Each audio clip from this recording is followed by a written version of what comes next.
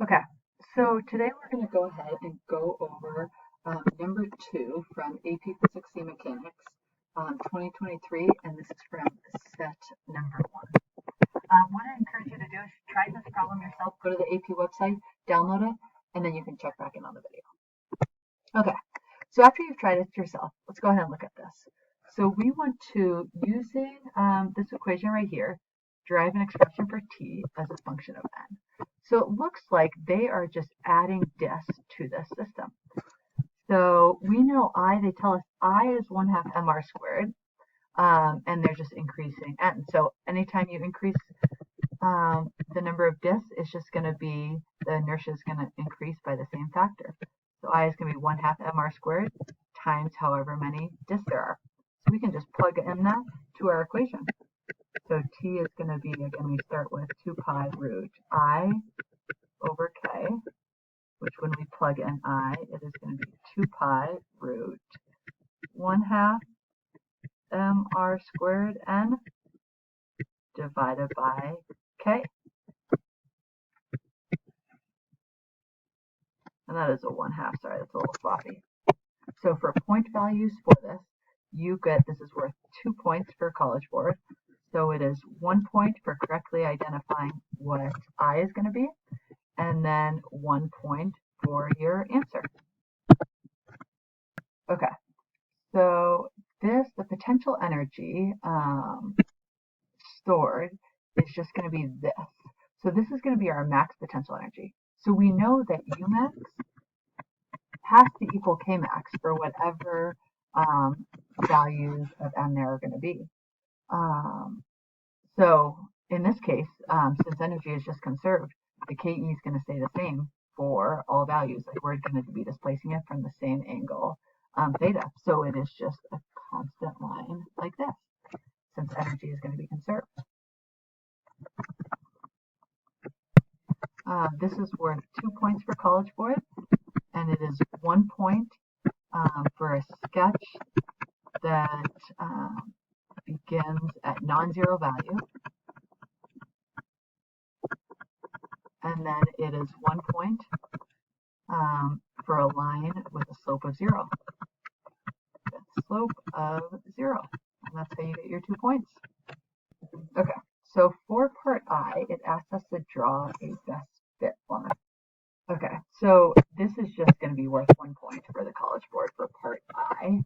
And make sure there are about the same number of points above and below your best fit line, and do make sure to use a ruler or like the side of a paper so that it can be a straight line. My line was definitely not perfect.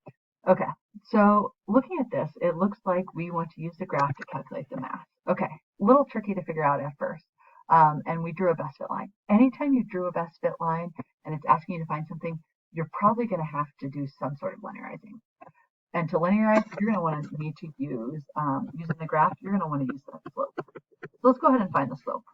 So slope is going to be rise over run. And again, you can use any points that are on your best fit line. I'm just going to use this point right here. Looks like that's on a corner, and this point right here. So it looks like we go up 0.4 and we go over 1.5. And so I got 0.266 for my slope.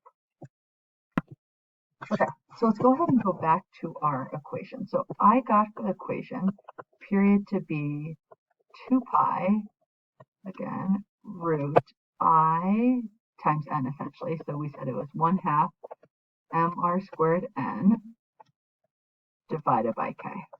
Okay, so on this graph, they put period on the y-axis and square root of n on the x. So I'm just going to rewrite this equation so it's in the same format. So it's going to be 2 pi times square root of 1/2 mr squared divided by k times square root of n. Okay, so let's go ahead and compare that to the equation y equals mx plus b. So if we look at this, it looks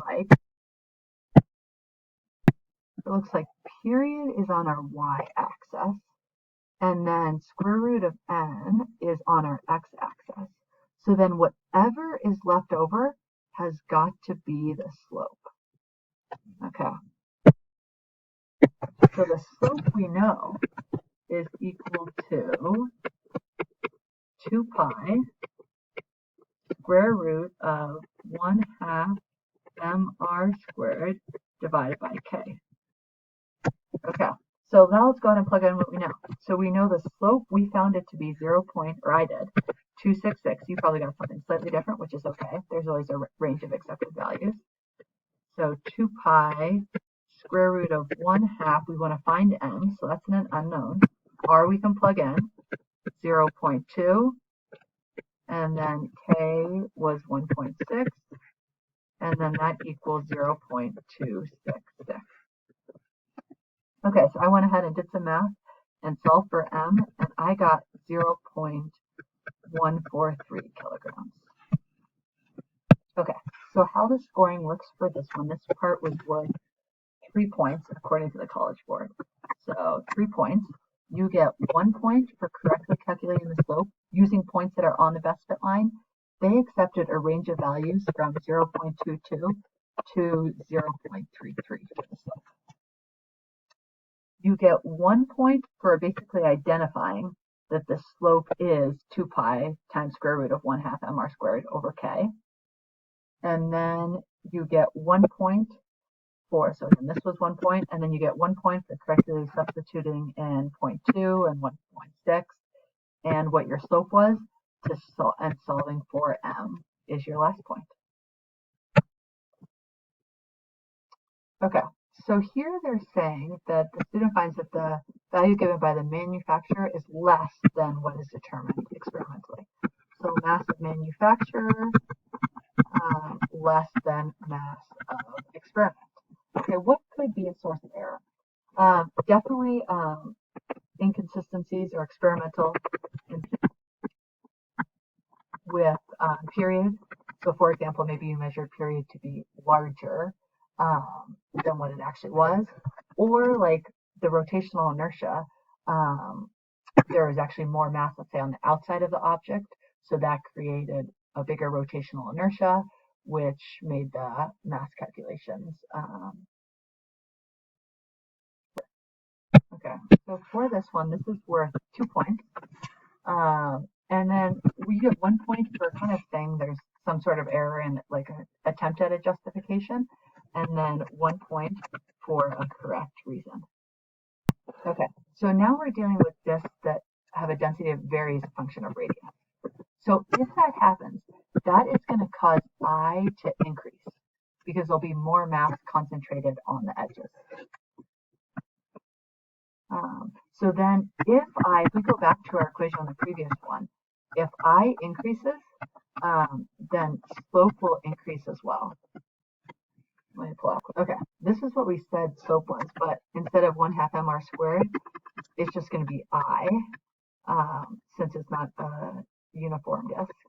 And again, if I increases over here on the right, then that means the slope is going to be higher, so greater than. And this is actually going to be worth 3 points for this one. 1 point for explaining, 1 point for the correct answer, clicking greater than, 1 point for explaining that I increases, and then 1 point for correctly relating slope to I, and that they are proportional. Okay, let's see. So now, okay, so we know what we talked about on the last one, that the moment of inertia of the uniform disk is going to be less than the inertia of the non-uniform disk. So let's go ahead and look at the ideas. This is a great conservation of energy problem. So we know that, let's see, the disk will have, we know it has, this is going to be a constant right here for your energy. So it's how much energy you can start with. And it is all converted for the max angular speed, that is all converted to rotational kinetic energy, which is going to be 1/2 I omega squared. So if this is a constant right here, then this side right here needs to be a constant. So if I for the uniform is less than the non-uniform, then it needs to kind of all even out, so that omega is going to be, for the uniform, it's going to be greater than omega for the non-uniform, so that it can all even out and have the same total energy. Okay, and this is just worth 2 points. 1 point for checking the correct box, and then 1 point for using ideas of energy conservation to explain. Okay, so now I would go ahead and just add up how many points you got total. So if you're getting around 9 to 15 points, I would estimate your AP score to be around a 5. If you're getting around 7 to 8 points on this, your AP score is around a 4. Around 5 to 6 points, your AP score is a 3. Around 4 points, I predict around a 2 for your AP score. If you got 0 to 3, your AP score I would predict is around 1. Awesome. Thanks for watching. Let me know if you have any questions.